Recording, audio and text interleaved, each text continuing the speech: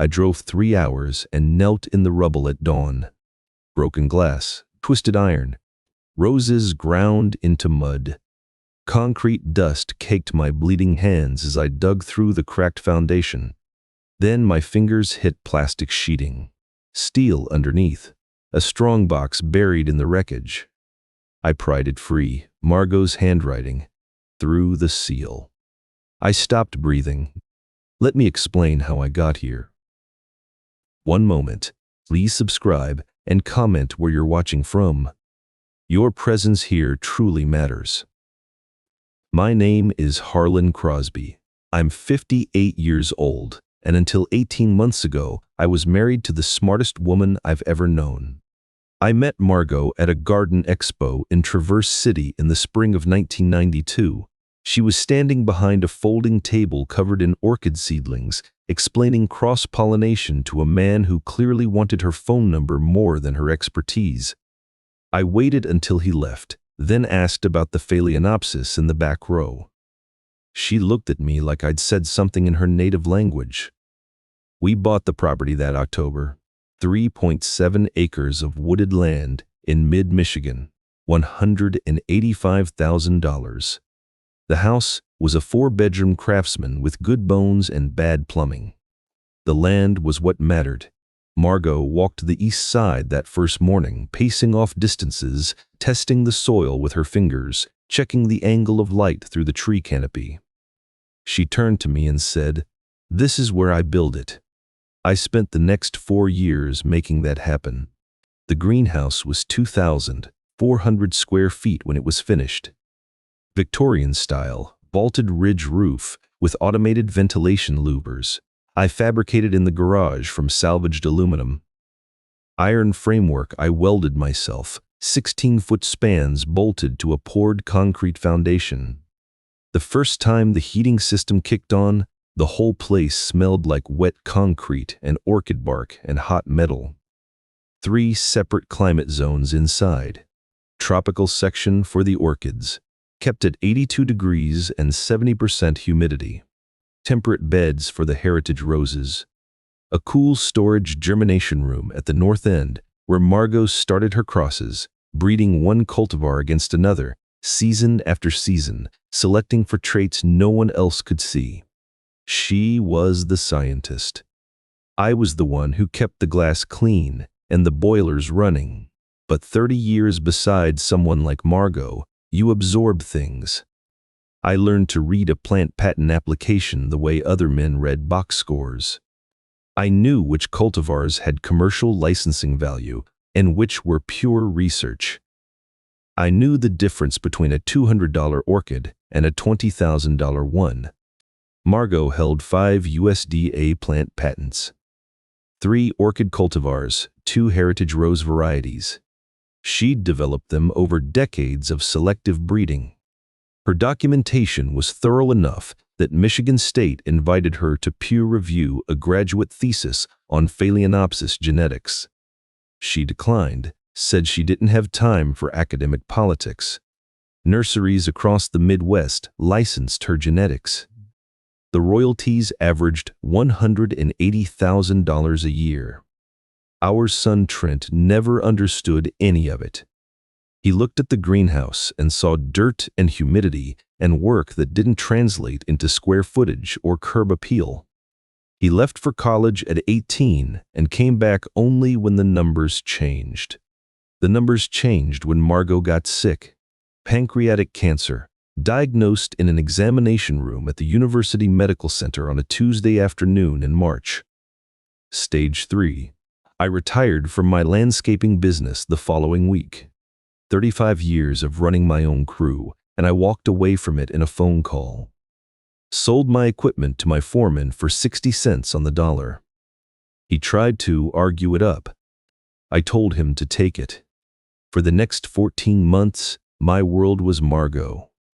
Her medications, her appointments, her nutrition, her pain management.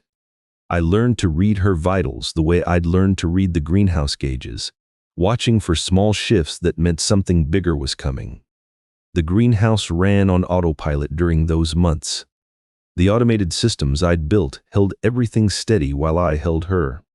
Near the end, she slept more than she woke.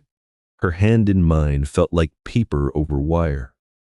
The heart monitor beeped in steady intervals, and the room smelled like antiseptic and the lavender oil the hospice nurse rubbed on her temples. I sat in the chair beside her bed and made a promise. Not to her, to myself. That what she'd built, what she'd spent her life cultivating, would not be wasted. Not by time, not by neglect, not by anyone. She died on a Sunday morning in September. The greenhouse thermometer read 74 degrees. Her Phalaenopsis orchid was 3 weeks from its 15th consecutive annual bloom. The original will left me the greenhouse and its contents. The patents and their licensing income passed to the estate. Trent controlled the estate. He got the house and the Torch Lake property. On paper, it looked like Margot had given me the lesser share. A glass building and some plants. Trent saw it the same way. On paper, the greenhouse was mine, but it sat on Trent's land. His lawyer made sure I understood the difference. He had me off the property in 3 months, changed the locks, rerouted the mail, boxed Margot's personal effects into a storage unit without telling me. Now I rent a room above Braxton's Hardware in Ledyard for $575 a month. 400 square feet with a south-facing window. 6 cuttings from Margot's greenhouse sit in mason jars on the sill, their roots threading through the water toward the light. My glass-walled observation beehive hums on the desk. 10,000 bees building comb, raising brood, doing the work they were built to do. I open my leather-bound journal each evening and sketch whatever specimen I can hold in my memory. Margot's orchids, her roses. The greenhouse itself, every iron joint and glass pane drawn to scale. At the memorial reception, my son sold the house to a stranger while 40 people ate finger sandwiches in the living room. I stood near the back holding a cup of coffee I hadn't touched. Margot's colleagues from the Botanical Society, neighbors, a few of my old landscaping clients who remembered her from job sites where she'd stop by with sandwiches and unsolicited opinions about their soil EH. Trent worked the room like an open house. My son, 32 years old, salon tan, polo shirt tied across his gym arms. He'd positioned himself near the fireplace where Margot's portrait hung. I watched him shake hands with a man I didn't recognize, gesturing toward the back windows. 3.7 acres, he said. Most people don't realize the lot extends past the tree line. You're looking at almost 4,000 square feet of living space once the interiors opened up. The man nodded, and Trent laughed and jerked his thumb toward the greenhouse, visible through the glass. That's Dad's weed collection out there. Mom's hobby. We've got plans for that footprint, though. He said it with a grin, a joke. People laughed. I set my coffee down and walked outside. Within weeks, Trent's wife Kelsey started posting the property to Instagram. She'd done something with interior design online before marrying my son. 12,000 people followed her, apparently. She photographed every room with the eye of someone selling a life she hadn't lived. The greenhouse appeared in one of her posts with a caption, Phase 1 of our property rebrand. Stay tuned. I didn't call. 3 weeks after the memorial, I drove to the estate to pick up a box of Margot's journals I'd forgotten. The front door was unlocked. Inside, the craftsman interior I'd maintained for 3 decades was gutted to the studs. Load-bearing walls exposed. Margot's built-in bookshelves ripped out. No reading chair. The kitchen where she'd labeled every spice jar in Latin stripped to bare drywall. Trent appeared from the hallway. He brushed plaster dust off his sleeve without looking at me. Didn't know you were coming, he said. Margot's journals and the box of personal things from the bedroom. Already moved everything to storage. Unit 14B on Route 31. Combinations the same as the old garage code. He hadn't told me, hadn't called, hadn't texted, just boxed her life and hauled it to a concrete unit off the highway. When? I asked. Last week. Kelsey needed the closet space.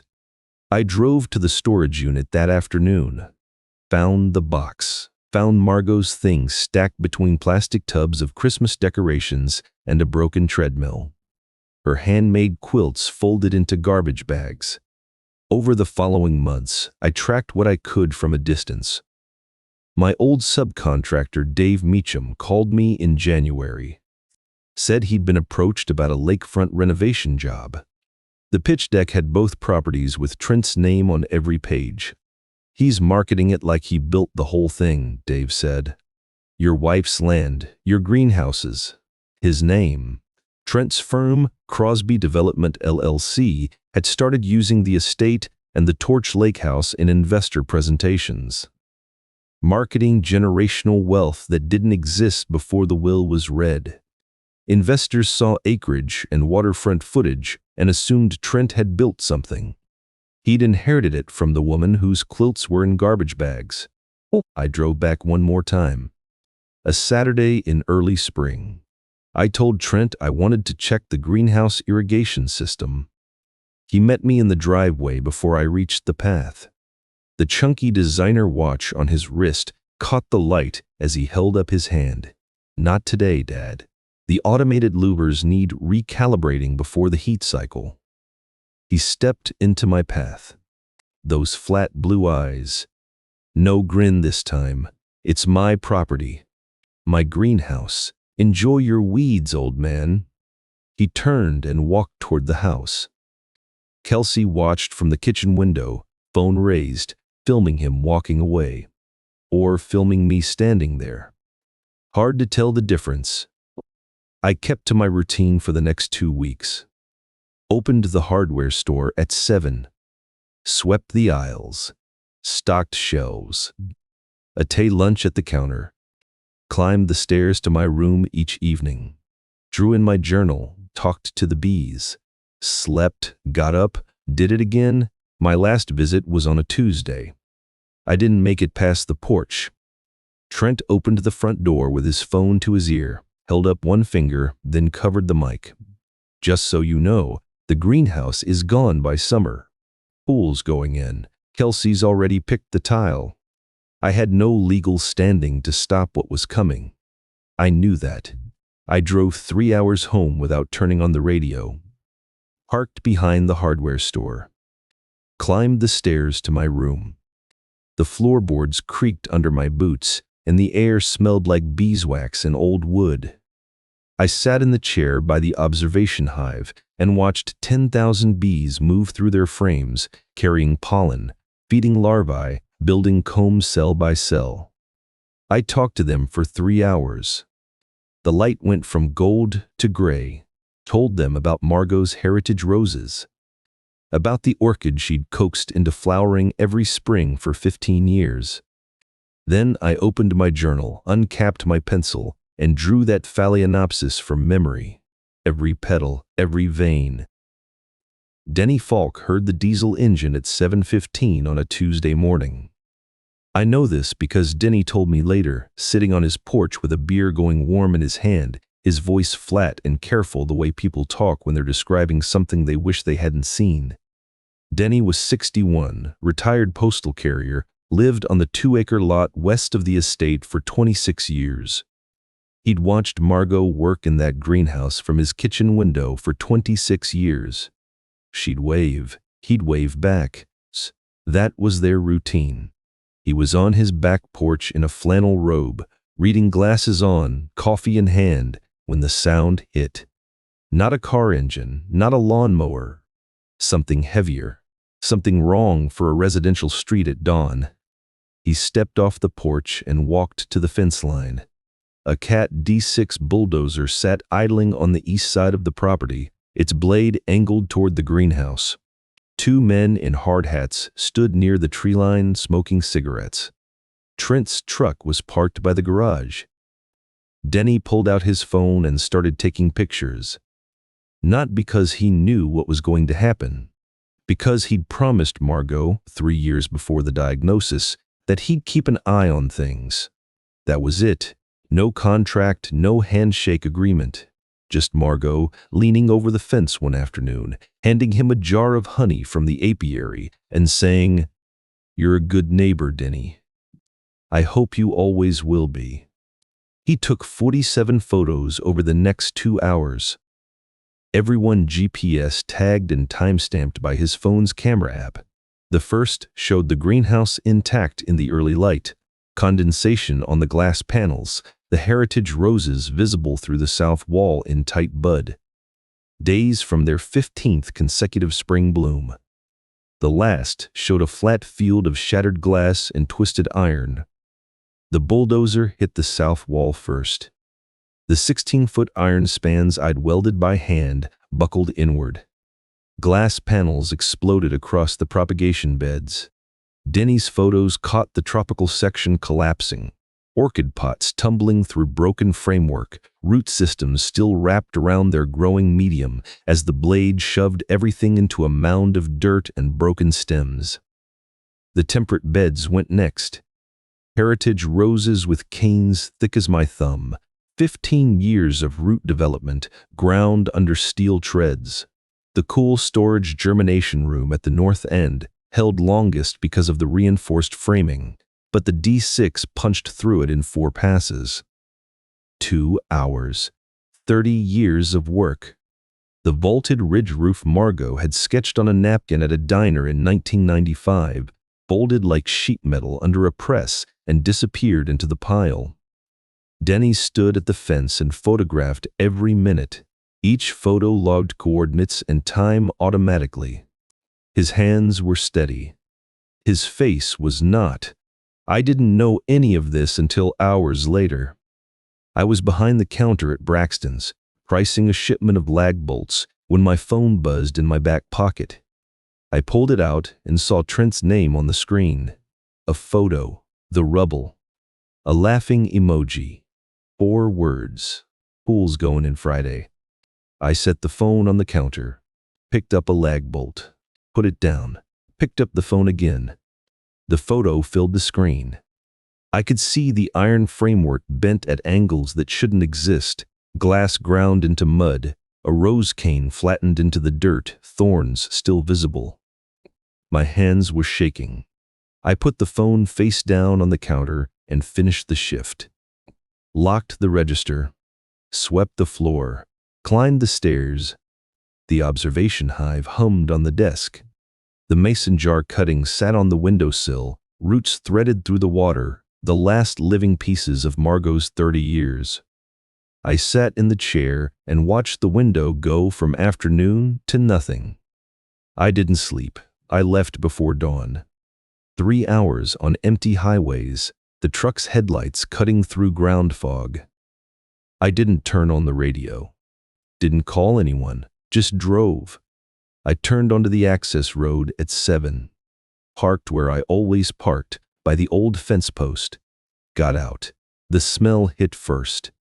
Broken earth and crushed vegetation and something chemical, hydraulic fluid from the bulldozer mixed with the wet rot of crushed stems and split root balls. Then the silence. No automated louvers clicking. No hum from the heating system. No sound at all from a place that had never been quiet. I walked into the debris field. Glass crunched under my boots. Twisted iron caught the weak spring light. Bulldozer tracks cut through soft ground where Margot's propagation beds had been. I stepped around a crushed rose cane, thorns still intact, pressed flat into the mud. My boot caught something. A ridge of cracked concrete where the foundation had split along a stress line. I looked down. Through the gap, I could see the edge of plastic sheeting. Heavy gauge, the kind Margot used to wrap specimens for moisture protection. I dropped to my knees, started pulling at the broken concrete with my bare hands. The edges cut my fingers. I kept digging. The plastic sheeting was wrapped around something solid, steel underneath. I pulled harder. The Strongbox came free with a sound like a tooth pulled from bone. 14 inches long, 10 wide, 6 deep. Rust streaked the steel in long lines where water had run. I knew the wrapping before I knew what was inside. Heavy-gauge plastic sheeting, double-layered, heat-sealed at the edges. Margot's method. The same technique she used to protect rootstock specimens from moisture damage during long-term storage. I'd watched her seal 100 packages this way, running the flat iron along the edges with the same focus she brought to everything. I sat back on my heels in the rubble and held the box in my lap. My hands were bleeding from the concrete. The cuts didn't register. A combination padlock secured the latch, the dial crusted with mineral deposits from 2 decades underground. I didn't know the combination. I picked up a chunk of broken foundation the size of my fist and hit the padlock twice. The shackle snapped on the second strike. The lid opened on stiff hinges. On top, cream-colored stationery. 4 pages folded in thirds, Margot's cursive running in straight lines without a ruler. He never needed one. The date in the upper right corner, March 14, 2006. Almost 20 years ago, I picked up the letter. My hands had stopped shaking. "My dearest Harlan," it began. She wrote the way she spoke. Direct, no wasted words. She described our son with the same clinical precision she used in her patent applications. His pattern of entitlement, visible even at 12. His contempt for anything he couldn't convert to a number. His instinct to demolish what he didn't understand and call it progress. Below the letter, a waterproof document sleeve. I slid it open. A notarized codicil, 6 pages, dated the same day as the letter. It transferred everything. The family estate, the Torch Lake house, all 5 botanical patents and their licensing rights. Every asset, to me, not Trent. The document listed him by name, by date of birth, by relationship. Then it excluded him. 3 paragraphs of reasoning. A lawyer wrote the words, but Margot's voice was in every line. Concerns about character. Concerns about stewardship. Concerns about what he would do to what she'd spent her life building. 2 independent witnesses had signed. A Michigan licensed notary had stamped and sealed. The date predated her 2019 by 13 years. I set the codicil on my knee and looked at the next layer. 5 USDA plant patent certificates in a separate sleeve. 3 Phalaenopsis orchid cultivars, PT 19,000, 847, PT 20,000, 112, PT 21,003. 2 heritage rosa varieties, BP 18,000, 556, PP 90,001. Each certificate bore Margot's name as inventor and assignee. Each included licensing terms, commercial propagation rights, and royalty structures. Combined annual income, $180,000. The same plants Trent had ground into mud 2 days ago. At the bottom of the box, wrapped in a scrap of the same cream stationery, a brass key, small, old style. A tag attached with cotton twine, Margot's handwriting again, First National Bank, Ann Arbor. Box 1947. I knew what it held before I read her explanation. Preserved meristems. Rootstock divisions. Seed packets. Every patented cultivar backed up and stored in climate-controlled safety, refreshed annually during her trips downstate. Her biological insurance policy against the day she knew was coming. I went back to the letter. Read the last page standing in a field of glass and broken iron. Set the letter down. Glass and iron in every direction. Morning light on the rubble where the ridge roof had been.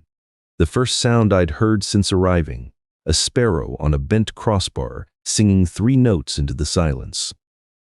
Her final line, "He will break what he cannot understand. Let what he breaks set you free." Below it, a single instruction, Contact Iris Yamamoto, probate attorney, Main Street, Ann Arbor. Well, I read the line again and again. You knew, I said to the empty air, to the rubble, to the memory of her hands sealing this box shut 2 decades before our son proved her right. You buried it right where he'd have to break everything to find it. 3 months ago, Trent told me to enjoy my weeds. Now I held the deed to everything he thought was his. I folded the letter, placed it back in the box with the codicil and the patents and the brass key, closed the lid, stood up. I walked to my truck without looking back at the debris field. My hands had stopped bleeding. I didn't notice when. I set the Strongbox on the passenger seat, started the engine. Ann Arbor was 3 hours south. Iris Yamamoto's office occupied the second floor of a converted Victorian on Main Street in Ann Arbor. I carried the Strongbox up a narrow staircase, carpet threadbare at the edges, and pushed open a frosted glass door into a waiting room that smelled like old paper and lemon oil. The receptionist looked at my boots, my flannel, the rust-streaked steel box under my arm. She asked if I had an appointment. No, I said. Margot Crosbie told me to come here. Something changed in her face. She picked up the phone. 2 minutes later, I was sitting across from Iris Yamamoto, a probate attorney in a tailored blazer and wire-rimmed glasses, dark hair pulled back. Her office had floor-to-ceiling bookshelves on 3 walls and botanical prints on the 4th. Watercolor orchids, a lithograph of heritage roses. Orchids on an attorney's wall. Margot chose this woman carefully. I stared at those prints while she pulled on cotton gloves and opened the Strongbox. She read the letter first, then the codicil, then the patent certificates. She turned each page the way Margot used to handle pressed specimens, edges only, no palm contact. When she finished, she set the documents on her desk and removed her glasses. Margot Crosbie, she said. Not a question. She looked at the letter again, then at me. When did she pass? 18 months ago. September. And the original will was filed when? 2019. Iris tapped the codicil's notarization stamp. This is dated March 2006, 13 years prior. Under Michigan probate law, a properly executed codicil supersedes any conflicting provisions in a later will. She paused. Your wife knew that. She consulted me in 2005 about the mechanism. I sat back in the chair. The botanical prints on the wall. The orchid watercolors. Of course. You knew Margot? I drafted this document, Iris said. She asked me to forget about it unless someone walked through that door with her letter. I kept a sealed copy in my own files. She opened a desk drawer and produced a manila envelope. Inside, an identical codicil, same notarization, same witnesses, same date, 2 copies, I said, buried in a foundation. One in a desk drawer 3 hours south. Your wife was thorough.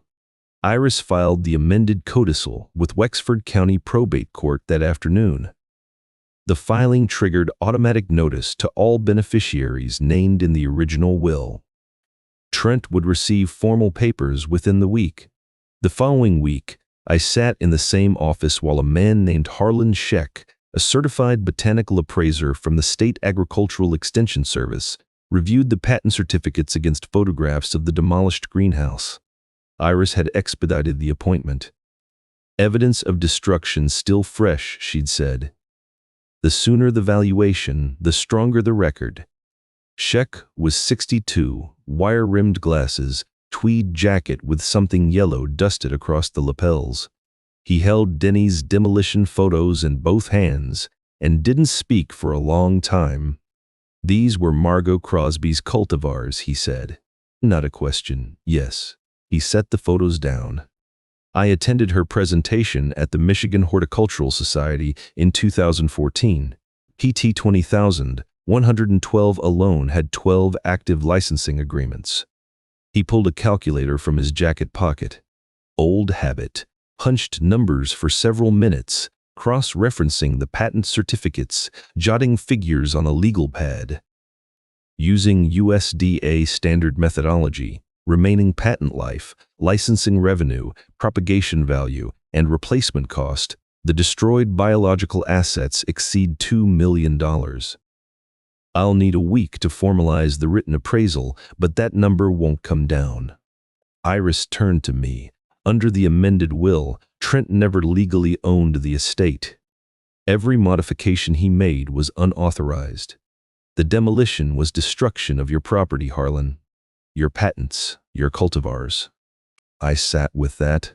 The criminal exposure is significant, Iris continued, opening a statute book to a flagged page. MCL 750377A, malicious destruction of property exceeding $20,000. Felony. Up to 10 years imprisonment. She closed the book. That's the criminal side. On the civil side, Michigan allows treble damages for property destruction of this nature. I did the math. 3 times $2 million. $6 million. More money than I'd made in 35 years of running a crew. Plus restitution and legal fees, Iris said. The next morning, I drove to the county sheriff's office. Everything Margot built, everything she planned for 20 years, was now a case number waiting to be filed. Deputy Reina Torres took the formal report at a metal desk under fluorescent lights. The room smelled like floor wax and burnt coffee. The overhead tubes hummed at a frequency that set my teeth on edge. I handed her Denny's 47 photographs on a thumb drive, printed copies of Trent's text message with the laughing emoji and the USDA patent certificate numbers. She wrote each number down, then stopped writing and looked up. "This isn't a family argument," she said. "No," I agreed, "it's not." She finished the report in silence. Gave me a case number. Said she'd be in touch. I was sitting in my truck in the parking lot when my phone rang. Trent's name on the screen. I let it ring 3 times. Picked up. The screaming started before I got the phone to my ear. My name, my father's name. Words that cracked at the edges. His voice breaking in registers I'd never heard from him. Threats about lawyers, about fraud, about what he'd do to me. I waited until he ran out of air. "I'd recommend you talk to a lawyer, Trent. A good one." I hung up. Set the phone on the passenger seat next to Margot's Strongbox. Started the engine. The drive back to Leadyard took 3 hours. Halfway home, I rolled down the window. Spring air, wet earth, the smell of things growing. Iris told me later how Gary Poole's meeting with Trent went. Poole was a general practice attorney who handled real estate closings, DUI defenses, and the occasional landlord-tenant dispute. He was not equipped for what landed on his desk. Poole reviewed the 2006 codicil, the notarization stamp, the 2 independent witnesses, the sealed duplicate Iris produced from her own files. He checked Margot's publication record, her peer review invitations, her USDA patent filings spanning 2 decades of documented scientific output. A woman operating at full professional capacity 13 years before the will Trent had relied on. Poole told Trent he had no viable challenge.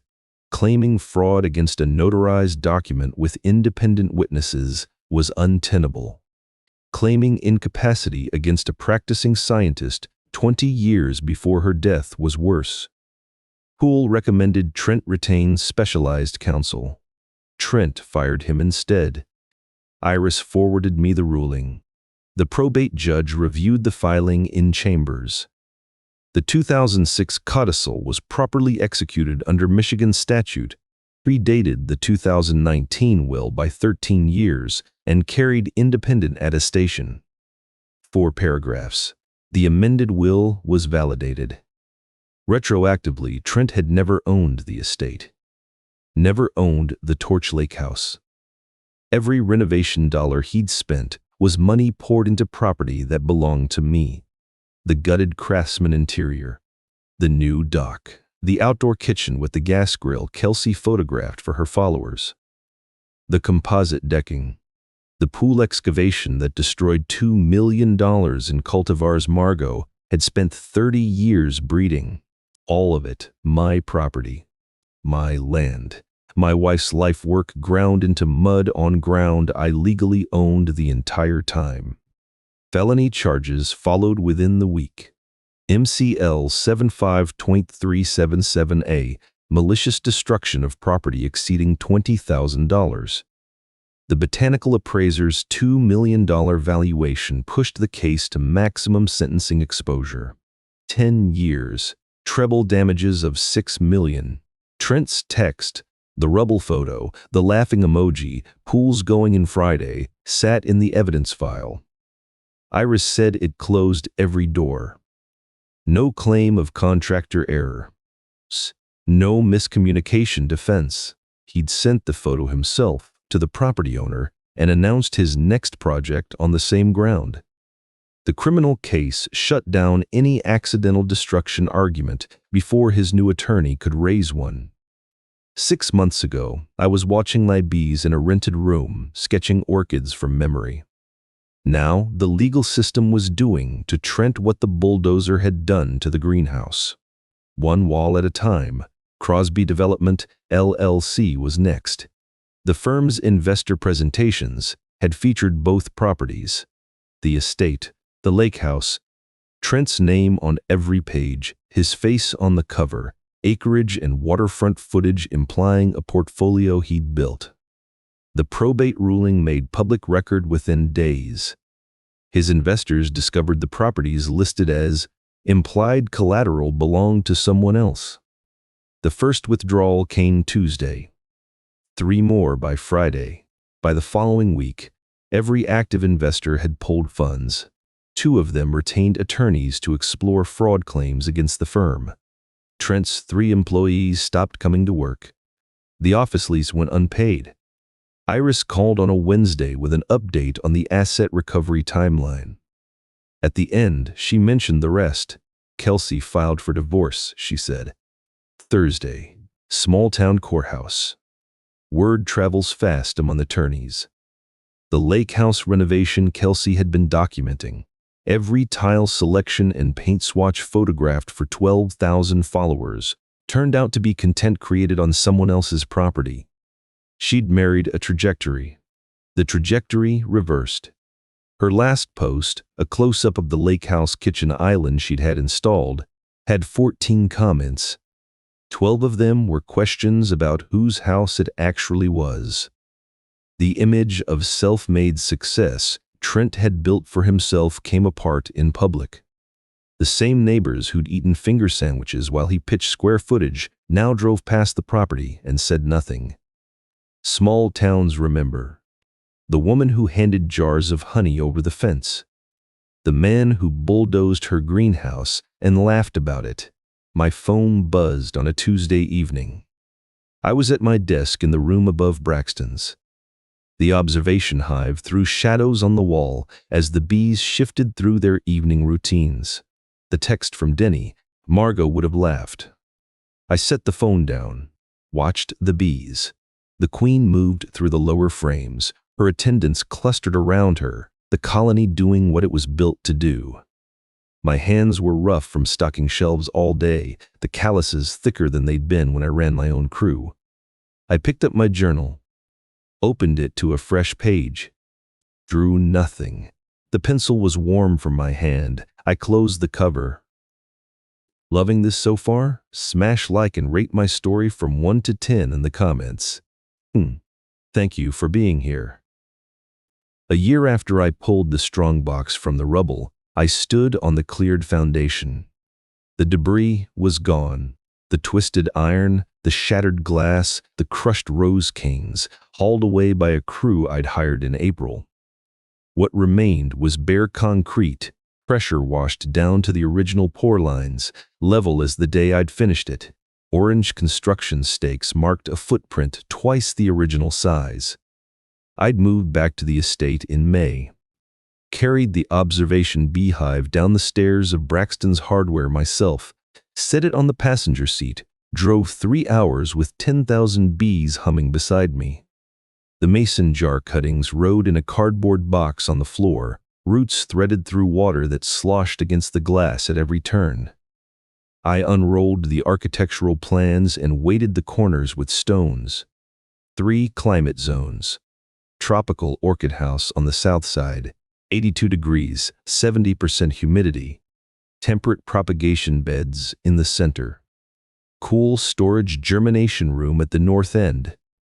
The vaulted ridge roof drawn to the same pitch she'd sketched on that diner napkin in 1995, but spanning 4,800 square feet instead of 2,400. The foreman, a thick-armed man named Grady who'd poured foundations across 3 counties, walked over and tapped the north wall spec with his pencil. Reinforced framing on this section? Jubal, what's drawn? I built the original. It needed more. He nodded and walked back to his crew. The safe deposit box in Ann Arbor held what her letter said it would. Preserved meristems. Root divisions, seed packets labeled in her handwriting. Every patented cultivar backed up and stored.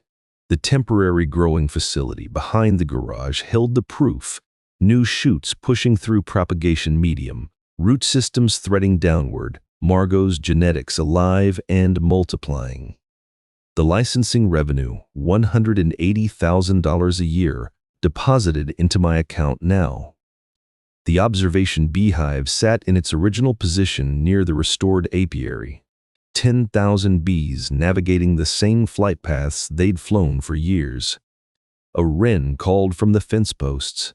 The hive answered with its low, steady hum. I turned to the next blank page in my journal.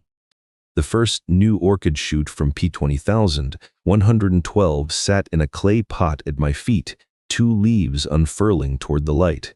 I knelt and held the pot at eye level, turning it until the veins caught the sun. Set it down, picked up my pencil. Graphite caught the grain of the leaf. The vein pattern came back without effort. Some lessons don't come fast, Margot. I set it to the air, the same low murmur I used with the bees. The good ones never do. Along the south fence line, heritage roses pushed up new canes. Green shoots through soil where the bulldozer had ground everything flat. 15 years of root growth. Deeper than any blade could reach. I closed the journal. Walked the property line. The spring air carried turned earth and warm concrete and nectar, faint from the first wildflowers colonizing the cleared ground. Life coming back.